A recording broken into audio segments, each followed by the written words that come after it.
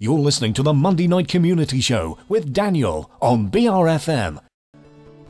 With Talking Life, I'm Lara Snell. Whether it's leaping from the highest bungee jump or climbing the tallest peaks in the UK, many Brits are confirmed adrenaline junkies. However, that's not the case for all of us, and scientists have been looking into why we're so divided when it comes to facing fear. Research conducted to mark the launch of The Smiler at Alton Towers aimed to find the link between personality types and the need for terror. Jeremy Webb, the editor-in-chief of New Scientist magazine, explains a little bit about thrill-seeking. Thrill is a combination really of fear and the euphoria or the excitement that you feel after you've overcome that fear. So it's putting those two things together. Fear tends to be thought of as a negative emotion, but actually when you have overcome that emotion, you actually feel pretty good. And he told us what the scientists have discovered. It's all down to personality, and psychologists essentially break down personality into 5 things, and 2 of them are openness to new ideas and extrovert and introvert. And the people who really enjoy thrilling rides seem to be the people who are open to new ideas and are extrovert. Ministers have announced that pilot badger culls are to go ahead following the final licence conditions being met. They'll go ahead initially in Gloucestershire and Somerset, and a reserve pilot will also take place in Dorset. MPs hope the cull will prove to reduce the risk of tuberculosis being passed on to cattle. And the origin of the asteroid that crashed over Russia earlier this month has been determined by scientists. Using video footage, they were able to backtrack its trajectory and path around the sun. The asteroid is thought to have injured over 1,000 people when it broke up over the centre of the country. With Talking Life, I'm Lara Snell.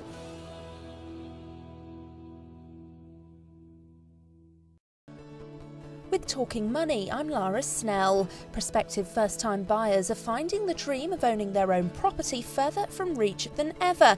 This, as figures released as part of First-Time Buyers Fortnight show the average saver in their 20s would need to put away half their discretionary wage for 126 months in order to save a deposit. However, as part of the advice drive, they're being urged not to give up, with several government-backed schemes in operation to help the locked-out generation get that first step on the property ladder. First-time buyer expert Gary Ennis from Barratt Homes explained how the market has changed. The mortgage market has changed quite dramatically over the last 10 years. So 10 years ago, purchasers could benefit from a 100% mortgage. During the course of the recession, however, they needed deposits of up to 25%.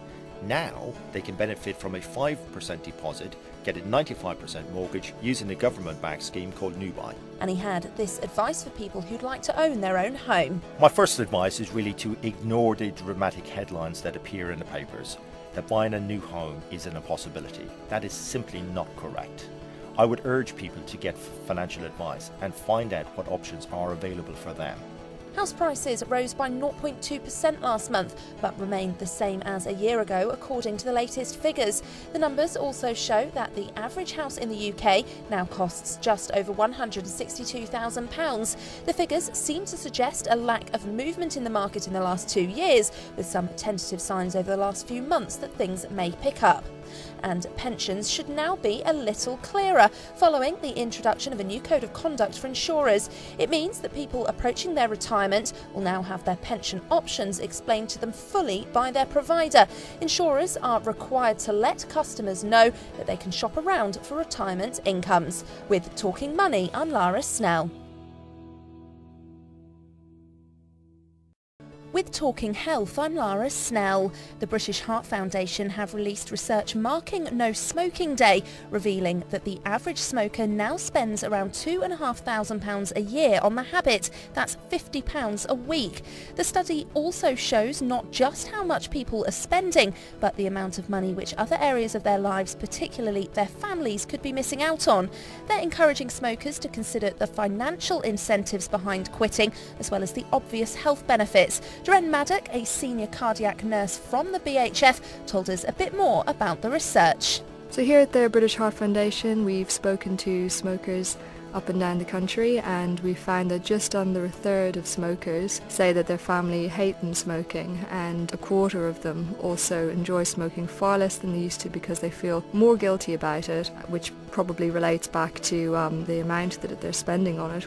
And she had this advice for someone who's looking to quit. What we'd usually say to people is the best thing to do is to set a date. So, no smoking day is coming up on the 13th of March. Plenty of time to prepare for that. Might want to have a look at the We Quit website, the No Smoking Day website, so that you can find out more about all the services out there and even chat to other people who are also planning to quit. 3 million people in the UK now suffer from diabetes, according to the latest figures. Most of these new cases are type 2 diabetes, and it's feared the increase could put further strain on an already stretched NHS. The new total indicates an increase of over 130,000 on the previous year. And health campaigners are calling for a minimum price to be introduced per unit of alcohol across the UK.